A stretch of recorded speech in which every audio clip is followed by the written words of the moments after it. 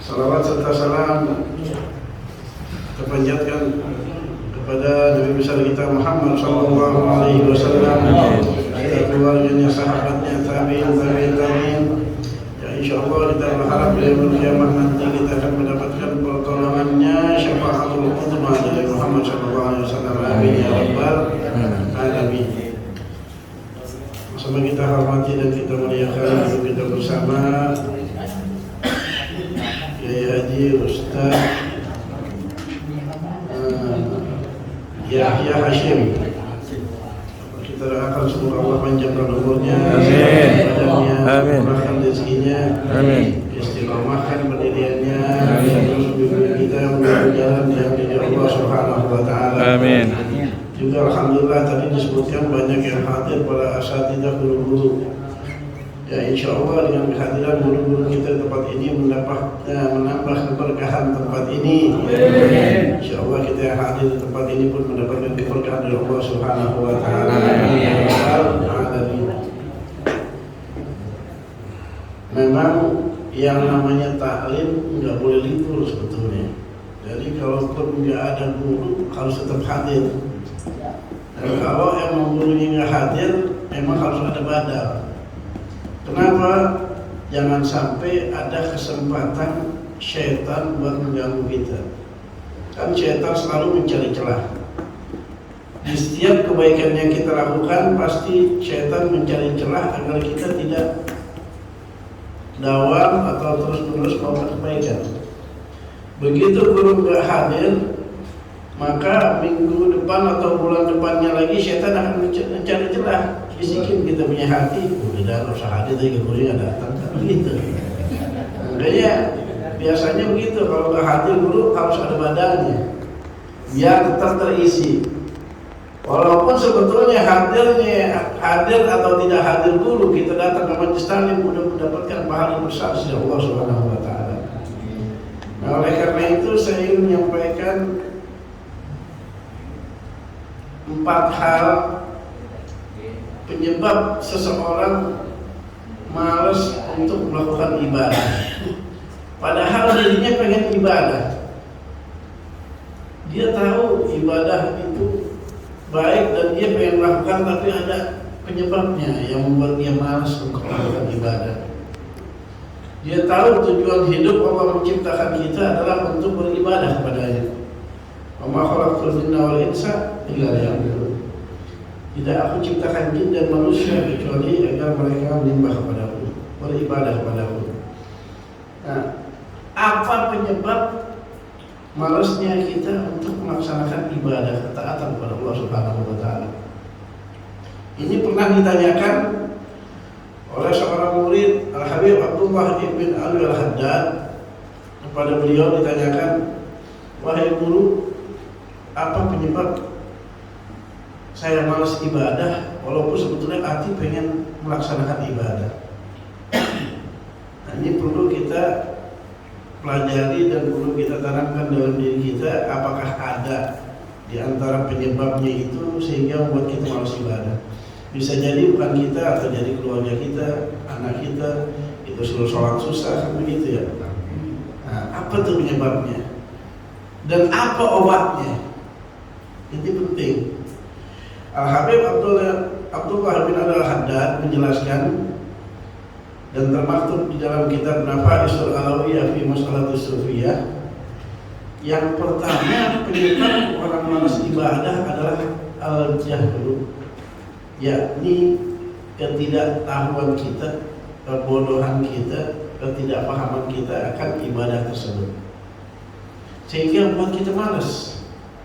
Sama kalau dalam kehidupan sehari-hari ya, ada orang di rumah aja malas, nggak mau kerja, nggak mau apa-apa, diajakin sama temennya, ente mau kerja gak? Dia malas bener lah. Ini gede, emang kenapa ya? Apa yang ngajakin anda mau kerja? Ini ada, gajinya gede. Nah, pasti tanya itu, berapa? 10 juta. Boleh lah. Kerjanya apaan? Nanya lagi tuh orang, karena dia nggak tahu. Malas. Gampang, office boy. Aduh, malas dah nih. Kenapa ente malas? Kan 10 juta nih. Karena dia nggak tahu office boy apaan. Kan nggak tahu. orang malas nggak tahu. Menganterin teh doang, masa gitu, baru semangat. Kenapa? Habis tahu. Karena kita nggak tahu fadilah majelis taklim. Ini orang sekitar yang nggak tahu malas. Orang ngapain sih taklim dikir? Padahal kalau dia tahu keutamaan hadir di majelis taklim bahwa ini merupakan taman surganya Allah, pahalanya tiap langkah dihitung. Iya, insya Allah akan timbul semangat hadir majelis. Begitu pula ibadah-ibadah yang lain. Oh, orang malas sholat subuh. Kenapa? Nggak tahu keutamaan sholat subuh. Kalau tahu keutamaannya, insya Allah semangat. Apalagi kalau kita tahu, jangankan sholat subuhnya jamaah, sunnahnya aja. Rakaatul fajr khairan minad dunya wa fiha. 2 rakaat fajar sebelum subuh itu lebih baik daripada dunia ada di sini. Baru sholat sunnahnya, gimana subuhnya, gimana berjamaahnya, gimana ambil di awal waktunya. Kalau kita tahu, insya Allah semangat. Ya, di bawah kita masih kita tahu. Sholat subuh ada itu terus subuh loh. Ya, alhamdulillah taranya. Anak kita yang dari rumahnya manfaatnya sholat subuh gimana. Bahkan meninggalkan sholat subuh dosanya kayak apa nggak tahu. Makanya pada malas. Terangin dulu, ajak ngobrol dulu, kasih tahu dulu ilmunya. Kita kan biasa begitu doang. Dulu sholat subuh dosa. Dosa nggak tahu apaan, nggak tahu. Kalau nggak tahu malas aja kan, nggak tahu. Makanya obatnya adalah bita'allum, dengan belajar. Hadir kita di majelis taklim, kita tahu keutamaan sholat berjamaah, kita tahu keutamaan sholat di awal waktu, kita tahu bagaimana sholat isya berjamaah pahalanya, bahkan setengah malam, bagaimana subuh berjamaah, ada kan kita isya berjamaah, subuh berjamaah di awal waktu di masjid, bahkan kita menghidupkan malam-malam, ya. Terus kita juga nggak tahu bagaimana ini ibadah semuanya yang kita nggak tahu, ini penyebab kita malas, kata Al-Hadad. Apa aja segala ibadah? Coba dah, kira-kira kita tahu gak manfaat tahajud? Ada sebiar tahu dikit lah, gitu ya. Sehingga kita malas-malas tahajud. Andai kan kita tahu keutamaan tahajud, yang dikatakan dalam Al-Quran, wa minal laili fatahajjat bihi nafilatan laka asa an yab'atsaka rabbuka maqaman mahmudan. Kedudukan terpuji yang tahajud, yang maha terpuji Allah, yang maha terpuji. Nah, kayak apa tuh kedudukannya? Kalau kita kaji, masya Allah, di mana di malam itu yang doa dikabulkan, yang minta ampun diampunin, sepertiga malam. Kalau kata Kiai Dinuddin almarhum, sinyal lagi kosong kalau kita doa kabul. Nah kan, cuma kita kurang tahu memang manfaat tahajud sehingga malas. Iya, setengah hati ya Allah. Padahal kondisi susah, Allah berkinta, kita malas. Ada tahu. Obatnya adalah hadir majelis taklim. Alhamdulillah banyak guru-guru kita di sini. Begitu ada yang taklim hadir aja dia datang kan, datang aja dapat pahala, belum lagi ilmunya, begitu. Nah, segala sesuatu yang menyebabkan kita malas yang pertama adalah ketidaktahuan kita.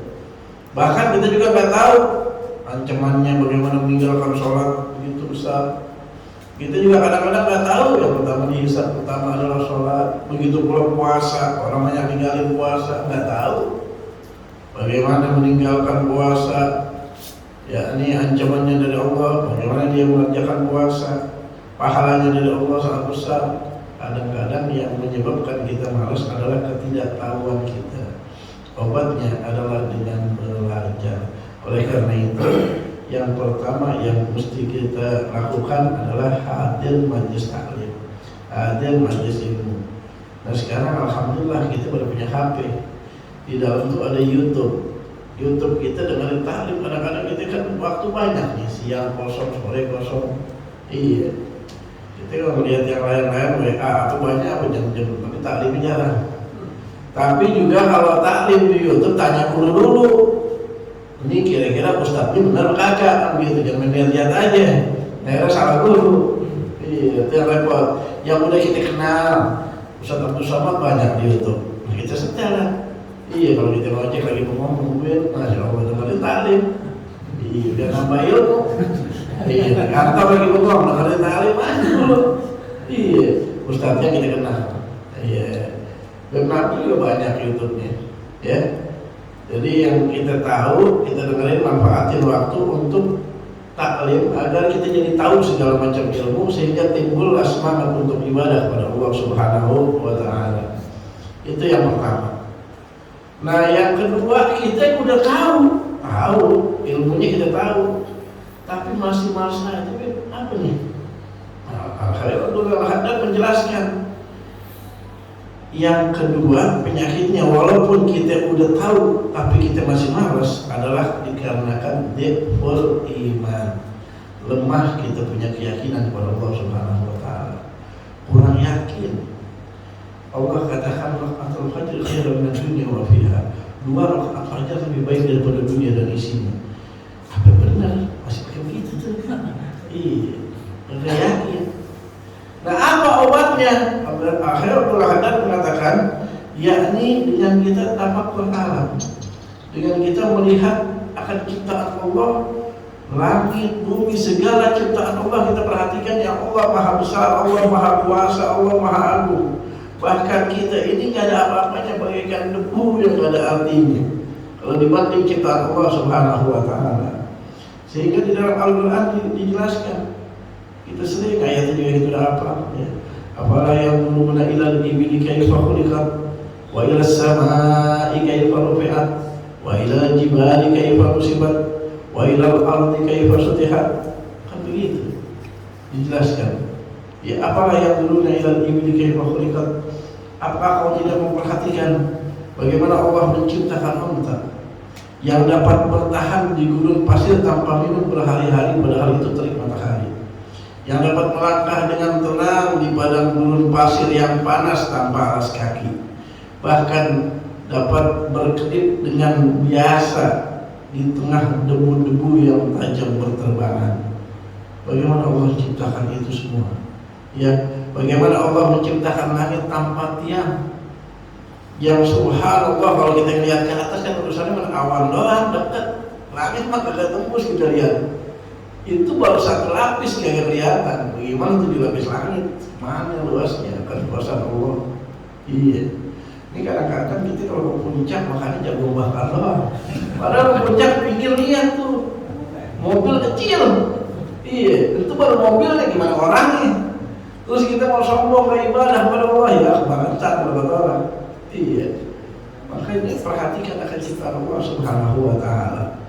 Iya, kalau kita ke pinggir laut, berarti ya Allah, ini laut, tinggal ditempahin dikit kita laut.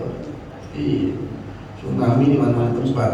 Iya, jadi kekuasaan Allah, ciptaan Allah kalau kita lihat juga boleh lihat sekali-kali bintang-bintang di langit. Itu semua besar bukan kecil. Cuma kita lihat tidak pedih doang. Kalau kata kita belajar sekolah kan, iya belajar ilmu alam, ilmu IPA. Itu bintang berapa ribu kali lebih besar dari bumi, bagaimana dari kita. Terus kita sombong beribadah, ya Allah. Iya. Jadi kalau Allah katakan khairun minad dunya wa fiha, lebih baik daripada dunia yang kecil. Iya. Sama yang tadi anak contohin, orang ini kerjaannya kecil, ringan, gaji 10 juta, pasti itu orang akan berkata, apa mungkin gaji kita 10 juta, emang dia bisa apa? Dia punya apa itu orang? Dia lihat dulu, oh punya ini, punya itu, baru dia yakin, oh iya kalau gitu hotelnya 10, apartemennya sekian, oh benar, ya 10 juta mau bagi dia kecil, begitu. Kita pun begitu, kita lihat ciptaan Allah, langit yang Allah sudah ciptakan, ya, bagaimana bumi dihamparkan, bagaimana burung-burung ditancapkan ciptaan Allah semua. Iya, bagaimana rumitnya dalam tubuh kita nih, kita bisa berkedip, langkah dan lain sebagainya. Kalau kita tahu ciptaan Allah, maka insya Allah kita akan yakin kepada Allah Subhanahu wa taala. Begitu Allah katakan, apalagi syurga yang belum pernah terlihat oleh mata, nggak pernah mendengar telinga, bahkan hati pun belum pernah kayak begini kali, belum pernah. Jadi masya Allah dan nikmat luar biasa. Timbullah kita semangat untuk ibadah kalau kita yakin kepada Allah Subhanahu wa taala, yakin apa yang dijanjikan Allah Subhanahu wa taala. Iya, yakin juga kalau Allah katakan apabila meninggalkan kewajiban akan disiksa yang teramat pedih, jadi pedihnya itu luar biasa dah. Jangan berani kita tinggalin. Yakin pasti itu sangat-sangat pedih. ya. Apabila kita meninggalkan kewajiban-kewajiban kita kepada Allah Subhanahu wa taala. Nah, ini yang kedua, penyakit kita malas ibadah, ala-dhiful iman, lemahnya iman. Obatnya adalah dengan kita memperhatikan akan ciptaan Allah Subhanahu wa taala, memperhatikan akan kekuasaan Allah Subhanahu wa taala, sehingga timbul kemantapan kita untuk ibadah kepada Allah Subhanahu wa taala. Yang kedua, singkatnya, ilmunya udah tahu, yakin udah yakin, tapi masih malas lagi ibadah. Gimana tuh? Ini biasa penyakit ketiga.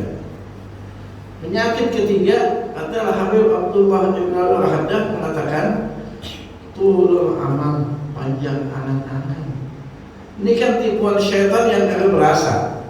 Iya. Begitu kita mau taklim hadir, udah tak aja bulan depan, masih ada bulan depan. Gitu. Kita dibikin sama syaitan, waduh, masya Allah, umur kita pegang. Iya. Coba kita mau tahajud yang malam, iya, apalagi malam Jumat, dibisikin sama syaitan, bangun, niat mantap mau tahajud, bangun, ya, insya Allah, kasih bangun tuh kalau itu semangat, niat mantap, azam, biasanya bangun, ada bangun setengah 3, bangun jalan bangun, ya Allah, biasanya. Nah, terus pengen kencing ya. Padahal tuh emang kita mau tahajud, kalau kasih bangun, ada yang pengen kencing, digigit nyamuk, minta apa, minta suara, iya Allah bangunin. Apa yang begitu bangun tiba-tiba, begitu kita bangun, inilah syaitan masuk. Iya, bukan syaitan menghalangi jangan tahajud, ada. Begitu kita bangun mau tahajud, besok kerjaan banyak, numpuk, ntar aja tahajud malam minggu, kan libur tuh, sekarang nggak usah dah. Ya begitu emang. Penyakitnya apa? Ntar aja dah, besok aja dah. Ya begitu. Harus banget. Oh iya dah. Oh iya ntar kerja ya, besok aja dah. Malam Sabtu, itu kan libur ya. Udah nggak jadi tahajud. Iya. Kencing doang balik lagi tidur. Iya. Gitu pagi besok padahal nggak ada apa-apaan, biasa aja. Iya. Malam Minggu, malam Sabtu, udah niat tahajud, ada tamu datang. Iya, tidur kemalaman, baru-baru tahajud, subuh siangan. Masih diganggu lagi sama setan. Udah gak malam minggu depan. Begitu terus, dekat Ramadan. Udah tahu, ntar ya Ramadan. Begitu emang. Ntar aja dah, besok aja dah. Itu tuh amal. Jadi kita dipanjang sama setan, nyuruh kita ngedongak ke atas dulu. Iya, jalannya ngedongak ke atas. Begitu depan jurang kematian. Itu melangkah, udah meninggal, ya kalah sudah. Ayo mundur, bisa. Al-mautu ya'ti, apa kata? Kita bilang tuh, mati atau mendadak. Kalau kenal sehat, kalau kenal umur, iya. Udah Allah kasih contoh banyak. Di antaranya yang gampang waktu tsunami datang di Aceh, yang bayi-bayi meninggal. Karena di kali ada bayi, tuh ombak minggir, ini masih kecil siaran. Udah habis, semuanya meninggal. Jadi kita jangan bilang masih sehat dah, besok aja dah, entar dah. Begitu dikasih kesempatan untuk melakukan kebaikan, maka lakukan kebaikan tersebut. Jangan ditunda-tunda. Makanya obatnya adalah orang yang panjang angan-angan ini, obatnya adalah zikrul maut, ingat akan datangnya kematian. Bukan takut mati ya. Sebab kita takut mati, udah kalau belum umur bakal mati. Kita berani mati, ya belum umur gak mati juga. Jadi yang penting kita ingat bahwa kematian itu mendadak dan Allah kasih kesempatan kita sekarang. Udah kerjain itu kebaikan, jangan ditunda-tunda. Iya. Nah itu obat salah satu malasnya kita ibadah. Begitu bangun subuh malasnya, alhamdulillah Allah kasih kesempatan kita bisa sholat berjamaah, bangun udah langsung. Yang boleh besok-besok, kan begitu. Begitu mau sholat zuhur, iya panggilan azan. Padahal di azan tuh panggilannya masya Allah. Hayya 'ala shalah, habis hayya 'ala shalah apa? Hayya 'ala falah. Mari menuju kemenangan, mari menuju kesuksesan, mari menuju keberhasilan. Yang bilang itu Allah melalui muadzin. Artinya orang yang sholat jamaah harus sukses, berhasil, menang. Ini kadang-kadang gitu kan, dengerin doa azan. Itu dia penyakitnya. Zuhur panjang, temennya ajakin yuk kita sholat berjamaah. Itu kalau sepanjang kita mualaf aja sholat jamaah, kita mualaf gitu. Iya. Jadi begitu. Kadang-kadang kita dibisiki sama setan, ntar aja dah, gampang. Padahal itu ada keutamaan-keutamaan yang mesti kita raih. Yang udah kita tahu, itu dia penyakitnya adalah tulul amal, obatnya adalah zikrul maut. Kita ingat akan kematian. Insya Allah dengan begitu kita semangat ibadah pada Allah Subhanahu Wa Taala. Termasuk hadir majelis taklim. Begitu ada ya, alhamdulillah nih bulanan hadir majelis taklim. Ada guru kayak ada guru bukan datang. Gitu. Allah kasih kesempatan waktu hadir seperti ini. Iya, udah bos begitu datang lagi tidak datang aja kan. Iya. Ini kesempatan yang Allah berikan, jangan sia-siakan. Umur yang Allah berikan sebagai modal kita, jangan kita buang sia-sia. Gitu. Jadi obatnya adalah ingat kematian, kemudian mengerjakan ibadah dengan segera tanpa menunda-nundanya. Itu yang ketiga. Nah, ilmu kita udah tahu, yakin udah alhamdulillah, udah mantap, udah kita yakin pada Allah. Itu. Terus juga kita udah tahu kematian datangnya mendadak. Tapi kenapa jadi berat ibadah di bawah untuk ibadah? Apalagi sih penyakitnya ini yang terakhir. Penyakit yang kadang-kadang kita tidak sadar sehingga badan berat di bawah ibadah. Iya, yakni aklu syubhat atau makan makanan yang syubhat. Apalagi makan makanan yang haram. Kalau ada di tubuh kita makanan yang haram, maka mau berat diajakin ibadah. Karena udah diatur dengan daging kita, darah kita, berat di bawahnya. Nah oleh karena itu bagi yang udah pernah melakukan, ya taubat kepada Allah untuk tidak mengulanginya lagi. Ya Allah, rumahnya benar lah, jangan tobat ya Allah. Obatnya adalah kalau api, hati-hati. Yang syubhat jangan sampai kita makan. Ini bukan masalah haram, syubhatnya aja kita mesti hindari, yang ragu. Iya, dak ma ya ribuka ila ma ya ribu. Tinggalkan apa yang melakukanmu sehingga datang yang tidak melakukan. Jadi yang melakukan apalagi yang haram. Ini zaman sekarang kacau. Bukan nanti syubhat, haram menjadi dalam halal, haram dianggap halal. Haram. Jangan. Akhirnya timbulnya berat. Iya, keluarga kita berat diajakin ibadah. Ya orang ada yang haram, mau kagak mau, begitu kalau kata agama. Oleh karena itu yang melakukan taubat, istighfar kepada Allah, minta ampun kepada Allah, perbaiki kita sendiri. Yakni obatnya adalah menghindari yang syubhat dan tidak terlalu banyak yang halal aja, jangan banyak. Iya, yang secukupnya gitu. Apalagi yang syubhat, apalagi yang haram. Nah kalau 4 hal ini bisa kita lakukan, yakni yang nggak tahu, alhamdulillah kita ada majelis taklim jadi kita tahu semua. Yakin alhamdulillah, udah yakin mantap kita kepada Allah, akan kuasa Allah, Allah maha kuasa, Allah maha kuasa, Allah maha bisa. Ya gampang, yang tidak ada syariat, ya kudalahu kun fayakun. Kita baca Yasin tadi begitu. Ya kalau Allah mau bisa. Nggak ada istilah orang Islam mah bingung aja rezeki. Yang penting kita jalanin aja perintah Allah. Iya, jalanin perintah Allah, jauhi larangan-larangannya. Allah maha kuasa, Allah maha bisa, Allah maha kaya. Itu yakin. Terus kita juga udah mantapkan hati, ya Allah kasih kesempatan kita hari ini alhamdulillah panjang bisa ada waktu majlis taklim, ani mau hadir. Ya Allah alhamdulillah begitu bersyukur, alhamdulillah ya Allah, alhamdulillah di akhirana masih dihidupin lagi. Iya, bismati ba'da ma'amatan alaih masyur. Udah kamu sholat subuh jamaah. Iya, alhamdulillah dengan kita ingat akan kematian yang datang tiba-tiba. Dan alhamdulillah Allah kasih kesempatan. Insya Allah yang terakhir kita jaga makanan kita yang halal, yang betul-betul mendapatkan dari Allah Subhanahu Wa Taala. Kalau 4 hal ini kita bisa lakukan, insya Allah kita enteng melakukan ibadah kepada Allah Subhanahu Wa Taala. Diajak ngajinya gampang. Iya, diajak Rasulullah, ayo diajak kebaikan siap, sedekah gampang, udah kita keluarin duit dari Allah ganti gitu. Kalau kita yakin mana kosomalun min sedekatin waliyazdat nggak akan berkurang. Kalau yang bersedekah bertambah. Kalau kita yakin pada Allah, udah gampang aja sedekah. suruh ibadah gampang ya.